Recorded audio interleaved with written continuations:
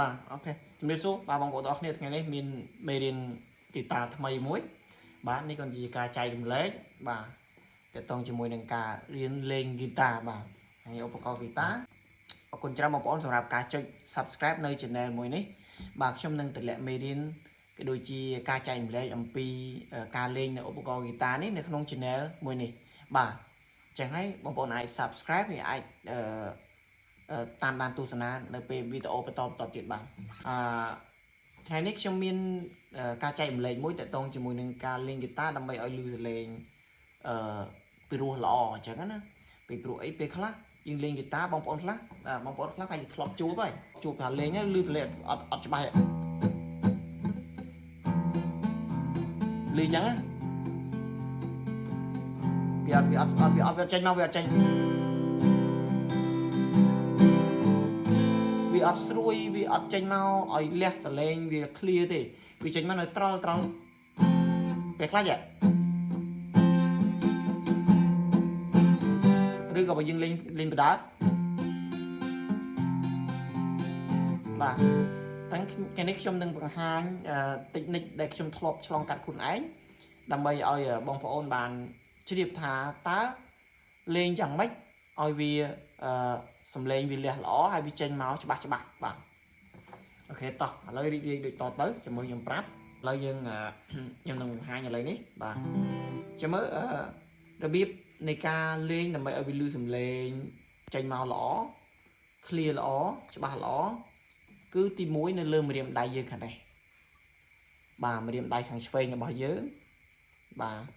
ការចាប់ខ្ទង់ដូចជាចាប់ខតលេងឧទាហរណ៍ថាខតដូមួយខ្ញុំឃើញបងប្អូនខ្លះដែលគាត់ទើបតែនឹងរៀនលេងហ្គីតាគាត់ចាប់ដូឬក៏ហ្វាគាត់ចាប់រៀងម្រាមដៃគាត់រៀងផ្ដេកពេលខ្លះនេះអាមេដៃគាត់នេះ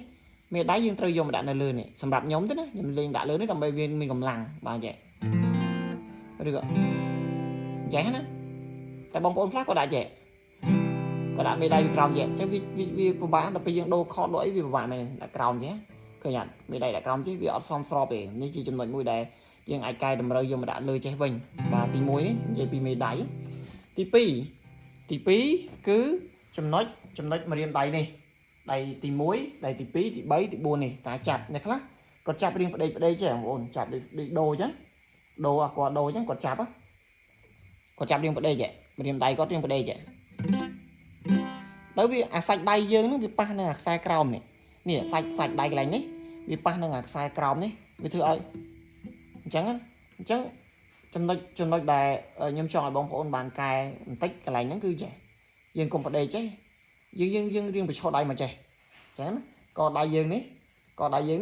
យើងរៀងបញ្ឈរចេញទៅចេះបន្តិចនេះកន្លែងកដៃឡើងនេះបាទតំណាវាមិនចឹងអ្នកខ្លះគាត់លេងចេះនៅលើនេះអញ្ចឹងយើងកដៃយើងនឹងធ្វើម៉េចឲ្យវាទៅក្រោមចេះបន្តិចនេះបាទចេះមកចាំយើងលេងហើយយើងសកត់ឲ្យខ្លាំងបើយើងស្កត់ថើក៏វាអត់លឺព្រោះតែយើងស្កត់ឲ្យខ្លាំងដបងទេវាអាចនឹងឈឺដបងបន្តិចបន្តួចបាទប៉ុន្តែនៅពេលដែ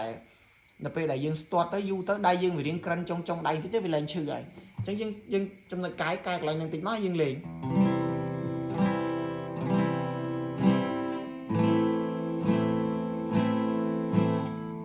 ខ្ញុំដាក់ដៃចេះឲ្យលេងចាអត់ព្រោះឯវាត្រឹងតែបើយើងដាក់ចេះឲ្យត្រូវតាមក្បួនខ្នាតមើលហើយយើងព្យាយាមលេងប្រហែលខ្សែនេះលេងមួយខ្សែឲ្យច្បាស់មក